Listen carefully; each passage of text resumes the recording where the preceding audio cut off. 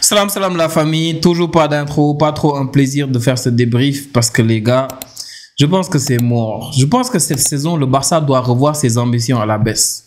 Parce que le souci avec le Barça, c'est que plus la saison avance, plus je reste sur mon avis du début de la saison.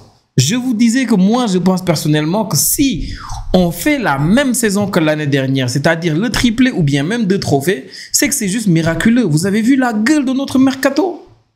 Ronny Bardi et Garcia, notre gardien, c'est tout. On n'a même pas dépensé 27 millions d'euros. Juste ça, et on a perdu en qualité. Vous avez vu, on a perdu Inigo Martinez. Il n'y a personne pour le remplacer maintenant. Flick, il est obligé de passer par 67 000 combinaisons. Ça fait 2 matchs de suite que Koubarsi il démarre sur le banc. C'est des soucis qu'on n'avait pas quand Inigo Martinez était là. Mais regardez-nous. Est-ce que vous avez regardé hier Paris-Bayern comparé à ce match? Bruges, ils ont pris 4 buts face au Bayern. Ils n'ont même pas existé. Est-ce que vous avez vu la ligne haute du Bayern hier? Il n'y a eu personne pour dire non, la ligne haute de compagnie. Il n'y a eu personne. Pourquoi? Parce que le pressing était coordonné. Upamecano, il suivait Nuno Mendes partout. Jonathan Tah, il suivait Dembélé partout. Le pressing était coordonné. Ils étaient tous impliqués. C'était du man to man partout. Man to man, ton homme, prend ton homme. Chacun son homme. Mais regardez-nous. Regardez le Barça. Cette ligne haute avec un pressing déséquilibré. Rashford comme ailier, ça sert à rien. Oui, ok, il fait un match catastrophique. Rashford était catastrophique, mais Rashford comme ailier, Ferran comme ailier, Ansu Fati comme ailier, Foden comme ailier, c'est des choses qui servent à rien. C'est des joueurs de centre, c'est des joueurs axiales. Ils sont plus à l'aise quand ils sont axiales. Rashford, je l'ai toujours dit, il ne doit pas jouer sur le côté. Regardez aujourd'hui, Yamal à 70%. Il est à 70% de sa forme. En première mi-temps, il a gagné le plus de duels, il a fait le plus de dribbles. 0 dribble réussi en première mi-temps de la part de Rashford. C'était comme si à chaque fois qu'on pouvait créer du danger, tout le temps, c'est Yamal. Ok, c'est notre meilleur créateur, mais à ce rythme-là, les gars, c'est scandaleux. C'est scandaleux. Et cette défense, les gars. Hansi Flick, il a dit avant le match qu'il a mis le même 11 parce qu'il a vu des choses qui lui ont plu face à Elche. On a gagné 3-1, on avait cette défense-là, c'est-à-dire Koundé, Araujo, Eric Garcia, Alejandro Balde. Je vous assure, il a vu des choses que moi, je n'ai pas vues. C'est un coach, je ne le suis pas. Mais Koundé, vous savez, moi, j'ai une petite théorie sur Koundé. Je pense peut-être qu'il est dépressif. Je pense, je balbutie, mais je pense que Koundé est dépressif. Je pense vraiment qu'il est dépressif. C'est ça ma petite théorie sur Koundé, parce que on dirait qu'actuellement, il est en train de traverser un tunnel, au fait. On dirait que là, Koundé, il n'est même pas conscient de tout ce qui se passe autour de lui. Le premier but, ok, il couvre, je pense. Bon, on n'a pas beaucoup de ralentis, ce qui est scandaleux.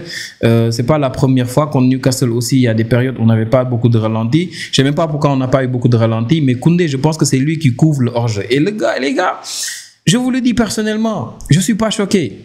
Koundé, par moment, il y a des phases de jeu où son manque d'implication te fait te poser des questions. Et il y a des phases de jeu aussi où les gars, comme aujourd'hui, il est en retard sur tout. C'est Koundé. Offensivement, il y a des moments où il peut te faire des choses. Hein. Vous avez vu sa frappe sur le poteau en première mi-temps. C'est quelque chose, mais c'est jamais suffisant. Et j'en veux à Hansi Flick. Je vous disais la dernière fois contre Elche, les gars, pourquoi Koundé ne sort pas? Tout le monde sort sauf Koundé, alors que Koundé, on a l'impression qu'il n'y est pas. Regardez le Bayern par exemple. Tu as Konrad Laimer qui joue en tant que latéral. À la base, c'est un milieu défensif, c'est un milieu relayeur. Mais il le fait si bien, tu te dis vraiment, machallah. Mais regardez Koundé. Et moi, je peux le comprendre. Il faisait que dépanner en tant que latéral. Il ne faisait que ça. Mais maintenant, on a une équipe où l'administration ne peut pas trop aider Hansi Flick ou bien Yamal. Donc, Koundé n'a qu'à se débrouiller. Si à un moment donné, il sait qu'il ne peut plus jouer latéral, mais il n'a qu'à le dire à Hansi Flick. Il n'a qu'à le dire à Hansi Flick. Au début, c'était compliqué. Vous avez vu avec Xavi, il y a eu des choses qui sont sorties via presse. Koundé a dit, mais non, je suis disponible, je peux jouer partout. Alors que la presse a relayé tout le temps que Koundé n'avait pas trop envie de jouer latéral. Il trouve qu'il dépanne beaucoup là-bas. Moi, j'étais de cet avis. Tu ne fais que dépanner. Quand la saison se termine, on devrait trouver une alternative. Et je dirais la même chose pour Szczesny aussi. Je vous l'ai dit combien de fois depuis le début de la saison. On ne doit rien reprocher à Szczesny. Rien du tout. Pourquoi? Parce qu'on l'a sorti de la retraite. Nous, le Barça, nous, le grand Barça, nous avons sorti un gardien de la retraite. Et quand la saison s'est terminée, au lieu de le libérer et de trouver une solution, on l'a gardé. Et mais oui. Donc on s'attend à quoi? Des miracles. Depuis qu'il a remplacé Garcia dans les buts, il ne fait pas de clean sheet. Et, pas choqué. Moi, ça ne me choque personnellement pas. Ça choque qui? Et aujourd'hui, le but là que l'arbitre lui refuse, il l'aurait accordé, ça n'allait pas me choquer du tout. Il y a une petite faute. On voit que Vermont, il fait la faute de la main gauche, mais n'empêche, la faute pour moi, elle est légère. Elle est légère, c'est lui, c'est Tech qui fait le fou. C'est Tech qui se met dans des situations. C'est comme Araujo. Aujourd'hui, Araujo, tout le temps, Araujo et Tech, moi, je vous le dis, les gars. Vous savez, je vous disais tout le temps que Pedri, quand il contrôle la balle, je ne regarde plus Pedri. Je regarde les appels, je regarde les mouvements autour de lui. Lui, Yamal et tout le reste, au fait, quand ils ont la balle, tu es un peu à l'aise. À chaque fois que Tech ou bien Araujo doivent contrôler la balle, je vous assure, je ne suis pas tranquille. Je dis tout le temps, touche pas, fais pas de contrôle, fais une touche, fais une touche, fais une touche. Tout le temps, je dis fais une touche parce que je suis sûr qu'entre le contrôle et la passe, il peut se passer des dingueries quand il s'agit de ces deux jours-là. C'était chaotique aujourd'hui. Et en première mi-temps, après le but encaissé, tu as Yamal qui fait cette passe clé. C'est lui qui aide Fermin Lopez à faire cette passe-là pour Ferran Torres. Et là, tu as l'égalisation, tu te dis tranquille, on va se remettre dans le match. Mais tu n'as même pas le temps de trop respirer qu'encore une fois, tu prends un autre but. Tu prends un autre but. Et là encore, contre-attaque. Après, certes, aussi en corner mal joué de Yamal. Et après, voilà, contre où Alejandro Balde, il gère très mal. Bon, on va pas trop lui en vouloir. Il était 2 contre 1. Et après, c'était mort. Forbes, il nous a fait beaucoup de mal aujourd'hui. Premier but, c'est lui qui fait la passe. Le deuxième but, c'est lui qui le met. C'était terrible, les gars, ce match pour nous aujourd'hui. C'était juste terrible. Et en deuxième mi-temps, quand on revient, quand tu te dis, voilà, tranquille, là, peut-être, ils se sont un peu reposés. Hansi Flick, il leur a parlé. Tu vois encore les mêmes choses. Toujours Rashford qui a du mal à créer quelque chose à gauche. Ferran Torres, déjà en première mi-temps, vous avez vu ce qu'il nous a raté. Yamal lui a fait une offrande. Une offrande, Ferran Torres, en première mi-temps. Comme ça. En fait, il y a des choses que j'arrive plus à comprendre dans cette équipe-là, en fait. Ferran, tantôt, tu te dis incroyable. Il te met un triplé, incroyable doublé de Ferran. Quelle action, quel match. Mais des fois, voilà, c'est Ferran, tu le retrouves. Il a enfin ce qu'il voulait. Il joue 9 maintenant. C'est son poste. Avant qu'on le prenne à City, il jouait en tant que faux 9 par moment. Il mettait, je pense qu'il avait mis un triplé un jour face à Newcastle, je me rappelle même plus. Mais c'est là-bas où il s'est senti le plus à l'aise. Il est venu avec Xavi. Xavi a voulu le mettre ailier parce que voilà, il était obligé, il n'avait pas trop le choix. Et là, il retrouve enfin le poste qu'il veut, la double de Lewandowski. Et qu'est-ce qu'il en fait, Ferran Torres? Qu'est-ce qu'il en fait?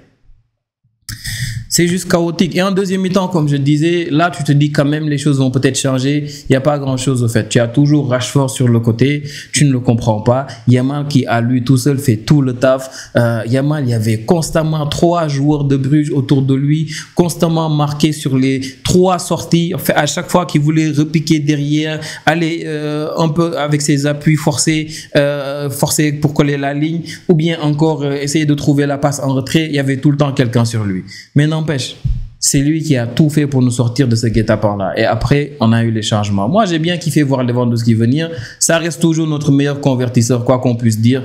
Lewandowski, j'espère qu'il restera apte pour le reste de la saison. Moi, je vous le dis, j'espère qu'il restera apte pour le reste de la saison. Parce que dans cette équipe-là, il nous manque quelqu'un qui ne rate pas beaucoup. Quelqu'un qui est létal, qui est clinique. On en a besoin. Yamal, j'ai bien aimé son match. Pourquoi? Parce que déjà en première mi-temps, quand il a senti que sur le côté, il y avait constamment 2-3 joueurs sur lui, il a tout fait après des passes pour se déplacer, aller au milieu, dans l'axe, aller même des fois, s'il le fallait, jusqu'au côté de Rashford parce qu'il savait qu'il y avait des joueurs sur lui et il avait besoin de créer ce déséquilibre-là. Mais quand il s'est retrouvé dans l'axe, en deuxième mi-temps pour la première ou deuxième fois, c'était cette frappe-là qu'il met sur le gardien. Et ça, c'est des choses que Yamal doit encore travailler. La finition. Ça va venir, mais n'empêche, il fait quand même mieux que ses coéquipiers aujourd'hui. Et c'est ça qui me fait mal. Quand Lewandowski est venu, Olmo est venu, Casado, il est sorti. On a aussi Ferran qui est sorti. Et là, tu te dis tranquille, on aura quand même quelque chose. Tant mieux parce que je pense que le but de Yamal, il était dans l'axe déjà. Donc c'est pour vous dire que Yamal aujourd'hui, son rôle était incroyable. Tu as Olmo qui fait la passe, je pense à Yamal. Yamal qui te fait un double contact incroyable, qui joue le 1-2 avec Fermin est déjà top. Là, il te met ce but-là magnifiquement exécuté. Donc Yamal qui montre qu'il est important quand il joue sur le côté, important quand il est dans l'axe. Et là, ça fait que me conforter dans cet avis-là que j'ai, que Yamal, actuellement, il est en train de nous montrer qu'un seul petit pourcentage de tout ce qu'il peut faire. Son père le disait, et même moi, à ses 15 ans, quand il faisait ses débuts, je le disais, quand on voyait Yamal faire cette passe-là à Dembélé, quand on le voyait dans l'axe être aussi important, avoir l'œil, cette vista-là qu'il avait, c'était important. Ça montre que c'est quelqu'un qui, dans les petits espaces, peut faire quelque chose. Il a l'œil pour faire la passe. On l'a vu contre le Real aussi, le Classico. La plus grosse action qu'on a eue, on va dire, en deuxième mi-temps, c'est lui qui, en zone axiale, encore une fois, trouve Koundé, qui contrôle comme un mécanicien.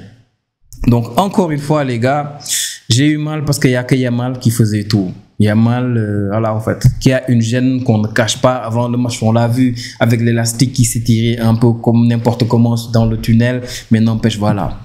C'est toujours lui qui rentre, qui n'est pas à 100% et qui nous sort de ces matchs-là. Sans Yamal, on ne fait pas match nul. C'est lui qui amène, déjà le deuxième but, c'était lui, mais bon, avant même d'aller sur le troisième but, le but contre son camp, on met le deuxième but, 2 minutes après, encore une fois, on se prend un but sur une passe de Van Enken magnifique et le doublé de Forbes. Forbes, il nous a fait mal aujourd'hui. L'ailier droit, le 9 là, il nous a fait mal. Déjà, Alejandro Balde, il faut lui demander, il connaît bien Forbes. Forbes, il le suivait partout. Alejandro Balde, à chaque fois qu'il montait, il trouvait Forbes là-bas. À chaque fois qu'il redescendait, Forbes est avec lui. Forbes, il le suivait partout.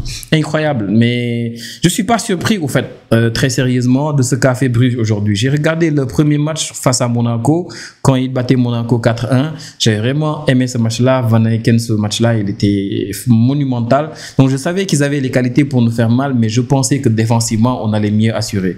Et là, quand tu te dis, on prend un troisième but, encore une fois, c'est mort.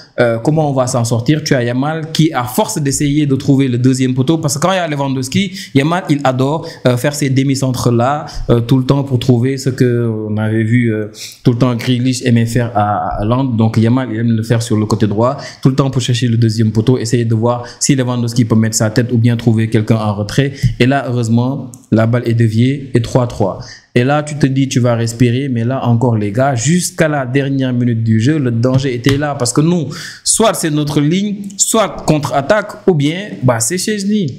Le 4e but, c'est annulé. Mais je vous assure, les gars, si ce but-là était maintenu, ce n'était pas un scandale. Zéro scandale si ce but-là était maintenu. Il y a une faute parce que quand on le voit à Vermont, je pense qu'il s'appelle comme ça, Vermont. Quand on le voit Vermont, Vermont. Bon, les Belges me diront s'il y a des Belges qui vont regarder cette vidéo. Vermont, quand on le voit et qu'il retient comme ça, parce que il y a Tech qui fait le petit dribble. En fait, c'était un dribble même très bizarre parce que lui, il met son pied, il met la balle derrière. Après, il veut se retourner. C'est lui qui pose son pied sur le gars. Mais le gars, il met sa main pour garder un tout petit peu Tech sur place. Donc là, la faute, elle est là. Mais je trouve quand même qu'elle est assez légère. Mais il y a quand même une faute, disons-le nous. Et après, j'avais plus espoir en fait. Je vous assure qu'après cette action-là, je pense pas que j'ai regardé après 1 minute du match. J'étais là en fait. J'étais là parce que je me suis dit, encore une fois, quand j'ai vu les changements, parce qu'il y a Koubarsi qui est rentré après, il y a aussi sur le côté Gérard Martin qui est rentré, toujours Koundé sur le terrain. Je me suis dit, il y a un truc qui se passe avec Koundé, il faut qu'on demande à Hansi Flick ce qui se passe. Ou bien à Koundé peut-être même l'intéresser. C'est juste une folie. Koundé, il termine les matchs difficilement. La gestion des matchs de Koundé est aussi catastrophique. Mais tout le temps, tu as Hansi Flick qui le met. Je me dis, il sait ce qu'il fait. Mais on nous doit des explications. Et Garcia, à la base, c'est lui le backup de Koundé. Donc, quand Eric Garcia, il démarre dans l'axe, je dis c'est mort. On n'a personne sur le banc pour remplacer Koundé après. Parce que d'habitude, quand il sort Koundé, tu mets Eric Garcia là-bas. Quand les deux sont sur le terrain, c'est mort. Des fois, Koundé peut sortir et Garcia va venir jouer à droite. Mais c'est arrivé rarement cette saison. Peut-être qu'il s'est passé quelque chose un jour, dernièrement, parce qu'en début de saison, Eric Garcia, il a joué 1 ou 2 matchs à droite comme latéral. Peut-être qu'il y a un match où il s'est passé une dinguerie. Et depuis, Hansi Flick, il ne veut plus trop mettre Eric Garcia à droite. Parce qu'on sait qu'Eric Garcia à droite, avec Yamal, il n'y a pas trop d'automatisme. Avec Koundé, c'est encore mieux. Mais dernièrement, Koundé, tu as l'impression qu'il n'a pas tout le temps envie systématiquement de donner la balle à Yamal quand il monte. Peut-être que je suis le seul à faire la remarque. Donc, je disais, Koubarsi qui démarre 2 matchs sur le banc. Aujourd'hui, je me suis posé une question. Parce que moi, je m'étais dit la dernière fois, vu Koundé son état, ce match-là, Koubarsi allait démarrer titulaire. Qu'il allait mettre Koubarsi, Araujo et après nous mettre Eric Garcia. Mais n'empêche, Donc, ça veut dire que le problème est peut-être tactique pour Hansi Flick. Peut-être que c'est compliqué pour lui de faire ça à Eric Garcia parce que dans l'axe, Eric Garcia, ces derniers matchs-là sont fabuleux. Le Classico aussi, incroyable. Et Koundé, quoi qu'on puisse dire, c'est le meilleur qu'on peut avoir à droite. Donc, il y a un souci. Araujo, pour la gestion de la profondeur, je pense qu'on n'a pas mieux côté vitesse, même s'il fait des erreurs individuelles incroyables. Donc, on a un souci. C'est que défensivement, le problème sera difficile à régler. Et toute la défense, aujourd'hui, pour moi, leur match était compliqué. À part Eric Garcia, tout le reste, c'était compliqué. Eric Garcia, Araujo n'a pas fait beaucoup de dingueries. C'est juste que techniquement, individuellement, laisse tomber. Mais Koundé, catastrophique. Tech, Chesney, le troisième but, le troisième but de doublé de force là. Comment il fait pour ne pas prendre la balle? Comment il fait? On ne va pas lui en vouloir. Il est venu pour dépanner. On l'a sorti de la retraite. On fait avec. Je ne sais pas si vous vous rendez compte, mais en fin de saison, la saison dernière, Chesney, il disait qu'il allait réfléchir pour voir s'il allait accepter l'offre du Barça. On est tellement foutus, vous ne savez même pas à quel point. On est tellement foutus. Tellement foutus. Vous pensez qu'à ce rythme-là, le Barça peut faire quelque chose cette saison? Vous le pensez vraiment? Là, on n'est pas dans le top 8. On doit être 11e ou 12e. Je ne sais même plus. On a 7 points. À 2 points du Real, qui sont peut-être 7e. 8e, c'est encore rien n'est joué, il n'y a que 4 matchs, mais il en reste encore 4. Heureusement qu'on n'a pas perdu ce match-là, qu'on aurait pu perdre. Et on est à 5 points du Bayern qui est premier. Mais n'empêche les gars, c'est juste une folie ce match-là. On aurait pu perdre ce match facilement. On aurait pu le perdre. Olmo, il est rentré. Il a tapé beaucoup de balles en l'air comme d'habitude. Fermín López, il fait un match très bon, même si encore une fois, Fermín López, si on a des choses à lui reprocher, c'est le fait qu'il soit des fois très personnel. Très perso. Des fois, Fermín López, il est encore très perso. C'est la marque peut-être des grands, c'est la marque de certains attaquants, mais quand Fermín est tout le temps perso comme ça sur des actions isolées, des fois quand on a besoin de but, c'est juste choquant, c'est juste terrible. Et aujourd'hui, encore une fois, il a fait Ronny Bargy, il est rentré en deuxième mi-temps, il a un tout petit peu joué à gauche parce qu'il a pris la place de Rashford. Je n'étais pas trop focus sur lui parce que, bref, je regardais City et Dortmund de l'autre côté. Donc, c'était un match compliqué pour le Barça, encore une fois. C'était un match compliqué pour Hansi Flick. On a encore Rafinha récupéré. On a Pedri qui n'est pas encore là. Donc aujourd'hui, le match de De Jong et Casado. De Jong, encore une fois, De Jong, quand il joue, tu sens que vraiment c'est lui le maître du jeu quand il n'y a pas Pedri. Casado, c'est pas lui qui va te permettre de vraiment faire progresser la balle. À maintes reprises aujourd'hui, à chaque fois que De Jong le sollicitait pour faire progresser la balle, il préférait attendre que De Jong puisse faire le taf. Lui, il repiquait derrière, après il se replaçait bien. Donc maintenant, c'est dans le tracking qu'on avait un peu plus besoin de lui. Il était pas mal, mais malheureusement, quand le pressing n'est pas si coordonné, c'est que automatiquement De Jong est fautif parce que De Jong sans ballon, on sait ce qu'il vaut. Automatiquement, Casado est fautif et les autres attaquants aussi. Sur le corner, par exemple, même Yamal qui joue pas bien le coup, il est fautif pour moi et ça, c'est sur le deuxième but, le but qu'on a encaissé de Forbes. Mais bref, c'était un match compliqué encore une fois et on n'a pas le choix. On va retourner en Liga. On doit jouer, je pense, le prochain match contre Celta Vigo, si je me trompe pas.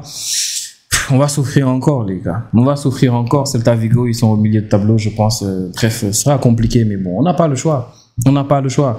À part ce match-là, on a eu aujourd'hui City Dortmund. J'ai bien kiffé le match aujourd'hui. Haaland, encore une fois, qui met son but, le doublé de Phil Foden. Foden qu'on a vu contre Bournemouth, qui était un peu plus au milieu, qui n'avait pas forcément ce rôle-là très central et offensif. Mais aujourd'hui, il était assez offensif et il fait un match incroyable. Déjà, son premier but, dans l'exécution, la facilité, comment il enroule la balle hors de la surface, c'était très facile. Et Dortmund, ils ont pas été compacts sur le coup.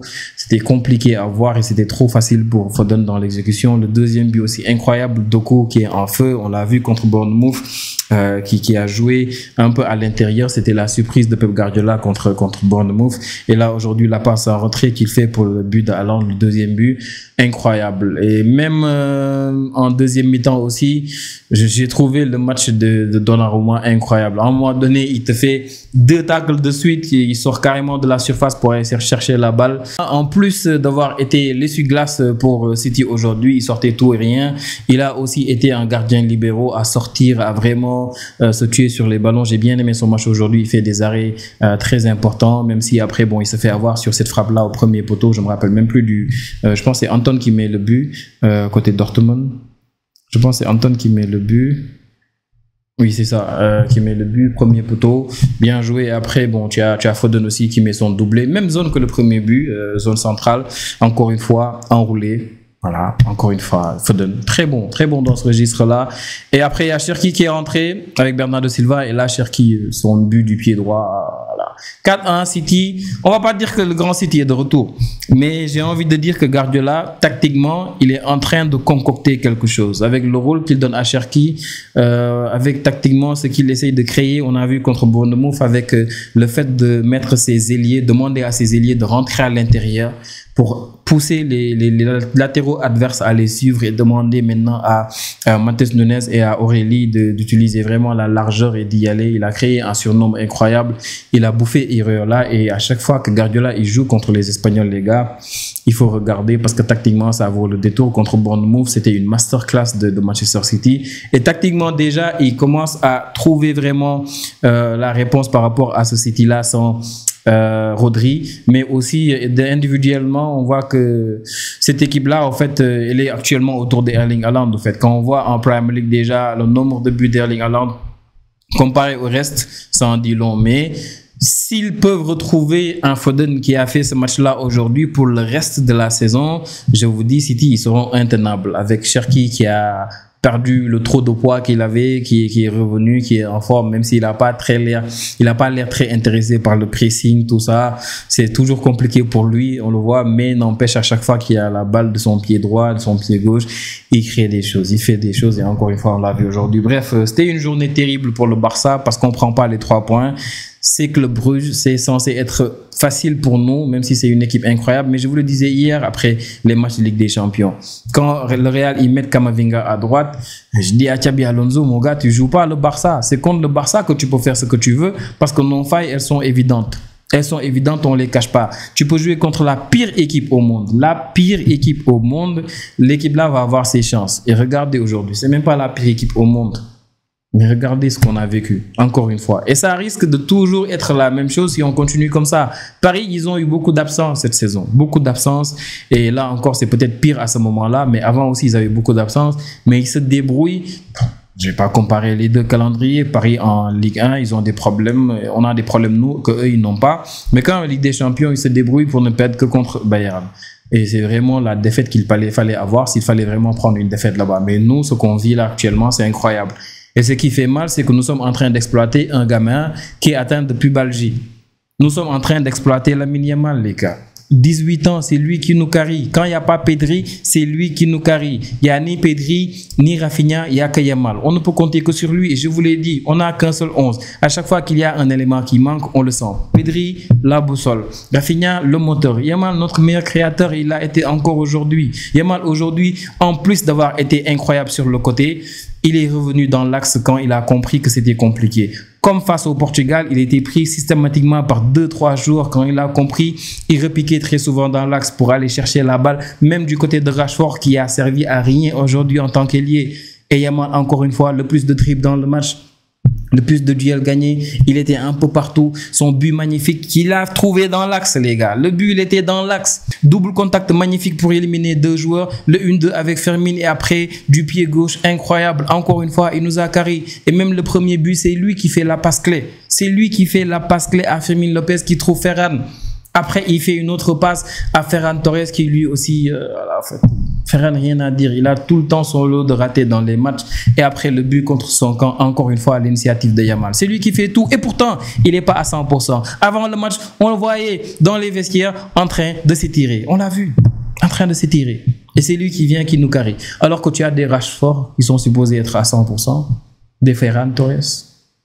Des Dani Olmo qui reviennent de blessure. Il rentre en deuxième mi-temps. Il sert à quoi? Rien. C'est catastrophique, les gars. Et défensivement... Vous vous rendez compte, qu'importe ce qu'on a pu faire aujourd'hui, défensivement, on ne pouvait rien faire.